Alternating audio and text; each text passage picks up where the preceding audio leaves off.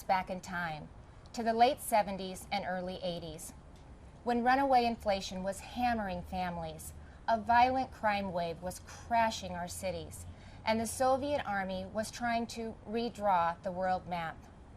Even before taking the oath of office, the president told us that he wanted to, quote, make America respected around the world again, and to unite us here at home.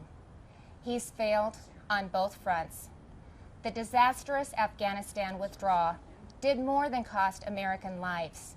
It betrayed our allies and emboldened our enemies. North Korea is testing missiles again at an alarming rate.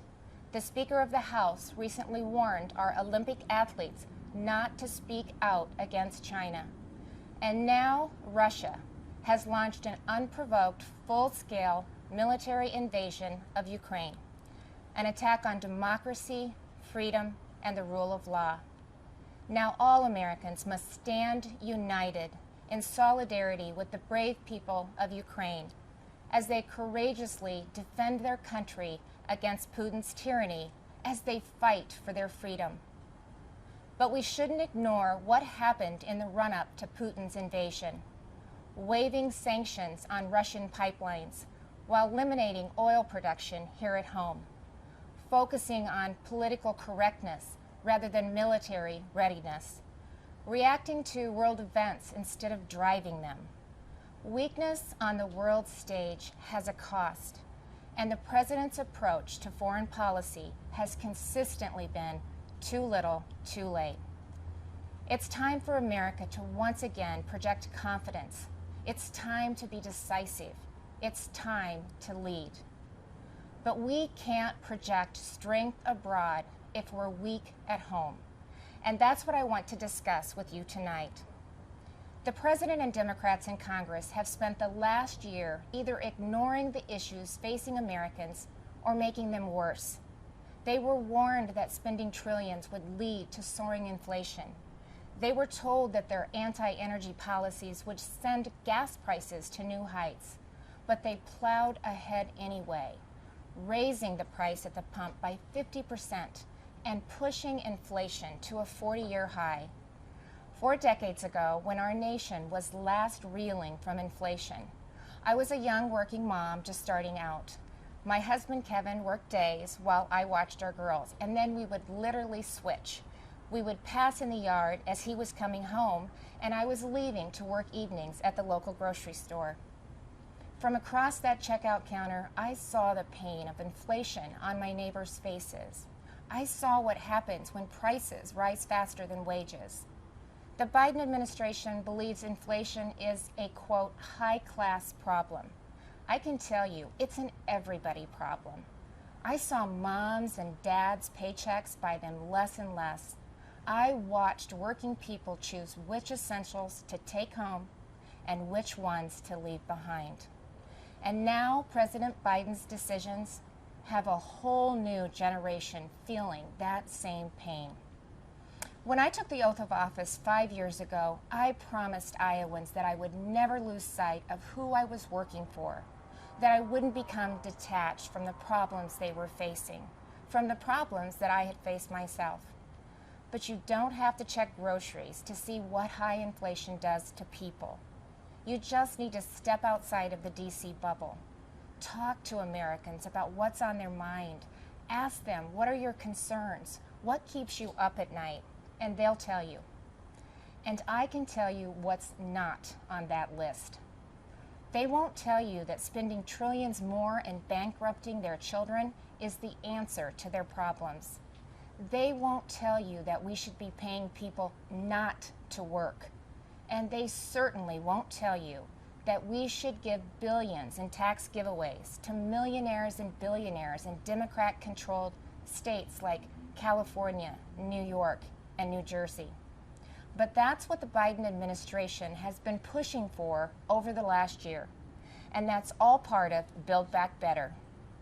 Thankfully, the president's agenda didn't pass because even members of his own party said enough is enough. Well, the American people share that view. Enough is enough. And it's not just with DC spending. Americans are tired of a political class trying to remake this country into a place where an elite few tell everyone else what they can and cannot say, what they can and cannot believe. They're tired of people pretending the way to end racism is by categorizing everybody by their race. They're tired of politicians who tell parents they should sit down, be silent, and let government control their kids' education and future. Frankly, they are tired of the theater, where politicians do one thing when the cameras are rolling and another when they believe you can't see them, where governors and mayors enforce mandates but don't follow them, where elected leaders tell their citizens to stay home while they sneak off to Florida for sun and fun, where they demand that your child wear a mask, but they go maskless. So you've heard the excuses.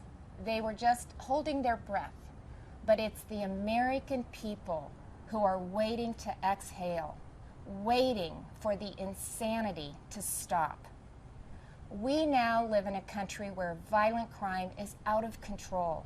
Liberal prosecutors are letting criminals off easy, and many prominent Democrats still want to defund the police. You know, it seems like everything is backwards.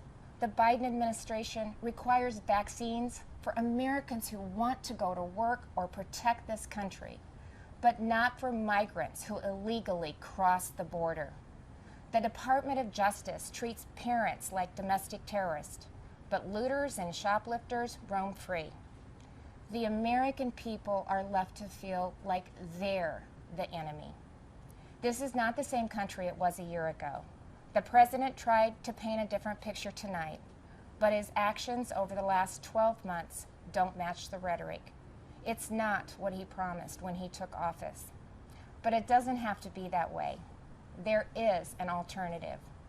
Across the nation, Republican governors and legislators are showing Americans what conservative leadership looks like, what it means to respect the people we serve, to hear them out, to stand up for them and walk alongside them. We know that our problems require bold action, but we also know that bold action doesn't have to mean government action. It's Americans making their own decisions for their own families and future. Republican governors face the same COVID-19 virus head-on. But we honored your freedoms and saw right away that lockdowns and school closures, they came with their own significant cost, that mandates weren't the answer. And we actually listened to the science, especially with kids in masks and kids in schools. What happened and is still happening to our children over the last 2 years is unconscionable. Learning loss, isolation, anxiety, depression. In so many states, our kids have been left behind, and so many will never catch up. That's why Iowa was the first state in the nation to require that schools open their doors. I was attacked by the left, I was attacked by the media, but it wasn't a hard choice. It was the right choice. And keeping schools open is only the start of the pro-parent, pro-family revolution that Republicans are leading in Iowa and states across this country. Republicans believe that parents matter. It was true before the pandemic, and it has never been more important to say out loud. Parents matter. They have a right to know and to have a say in what their kids are being taught. Families also have every right to live in a safe and a secure community, and that begins with a safe and secure country. But the Biden administration has refused to secure our border. They've refused to provide the resources to stop human trafficking, to stop the staggering influx of deadly drugs coming into our neighborhoods. They've refused to protect you.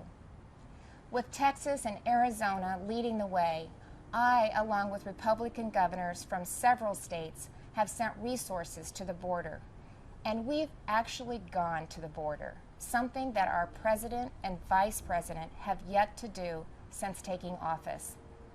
On the economy, the contrast couldn't be more stark. While Democrats in D.C. are spending trillions, sending inflation soaring, Republican leaders around the country are balancing budgets and cutting taxes, because we know that money spent on Main Street is better than money spent on bureaucracy. Today, I signed legislation that eliminates Iowa's tax on retirement income and sets our tax rate at 3.9%. That's less than half of what it was just 4 years ago. And it shouldn't come as a surprise that out of the top 20 states with the lowest unemployment rates, 17 have Republican governors. Republicans may not have the White House, but we're doing what we can to fill the leadership vacuum. And on the issues that are affecting Americans, Republicans are leading. We're standing up for parents and kids. We're standing up for life. We're keeping our communities safe and thanking those in uniform. We're fighting to restore America's energy independence, and that includes biofuels. We're getting people back to work, not paying them to stay home. Most of all, we're respecting your freedom.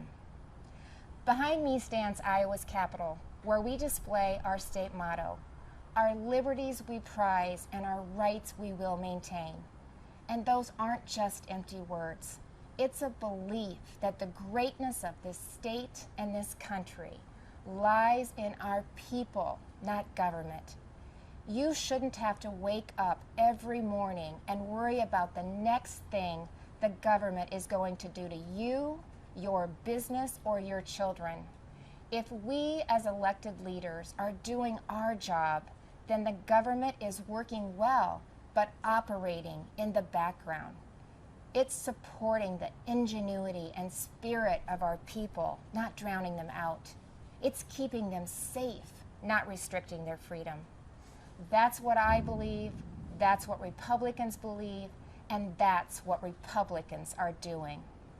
I am so blessed to be the governor of Iowa, where people are humble, hardworking, and patriotic.